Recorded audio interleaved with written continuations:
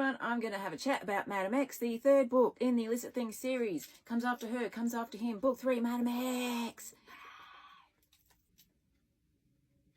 Incredibly important. Now, this was never planned. Now, for a lot of writers out there, you know that when you come up with the idea for one book and then what you end up writing in that book and what it ends up being, you will maybe then get extra ideas for extra characters from said book, which is what this happened. Originally, I just planned her. Came from a dream after watching way too many episodes of Blue Bloods, the TV show.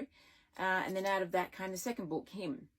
Now, because there are characters in the book who are authors, I had to come up with titles for their books, as you do. Kind of like Murder, She Wrote with Jessica Fletcher. You know, every year or so she released a new book on the show and talked about it, like The Corpse Danced at Midnight, that type of thing. So I had to come up with book titles for the two authors, in her and him, and a couple of other authors. And so somewhere in there, this book came about. Now, Sydney, in book 1, moves to New York after 10 years in LA, and she buys the brownstone from the couple who bought it from the estate of Madam X. So the brownstone she buys used to belong to Madam X. And she does it up, and a whole bunch of stuff kind of happens due to being Madam X's brownstone. Sydney gets involved with the Ryans. And then because it's her point of view, him is then from the point of view of Sean Ryan, the grandson of the police commissioner.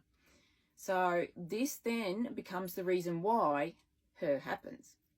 So what I realised not too long ago was this is essentially a 3-act structure. Her is the inciting incident and the lead up.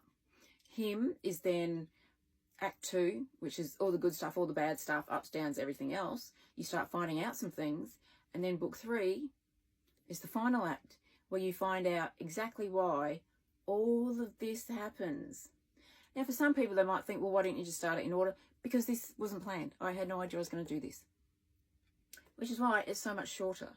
That and the fact that it only came about, we are October 2025. It only came about in April when I started writing it.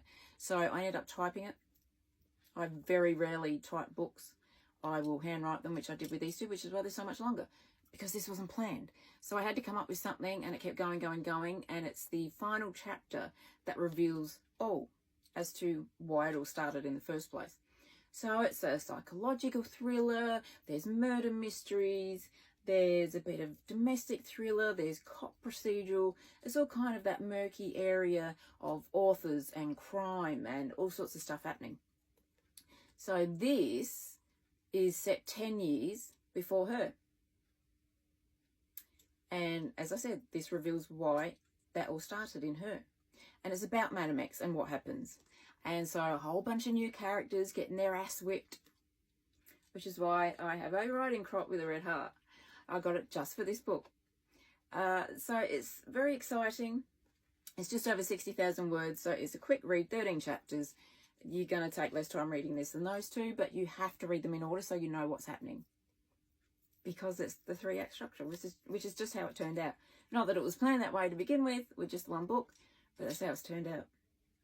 So that's Madam X, all based on the Blue Bloods TV series. The only name I stole from that series was Sean Ryan. Sean Ryan is a very bad boy. And as I've said in the videos for the other 2 books, if you love the Reagans, you may not like these books because I fuck the Ryans right up. I completely destroy them and make them bad to the bone. So that's Madam X. After her, after him. Madam X. Under my adult author name of LJ Diva, it is the 3rd book in the Illicit Things series.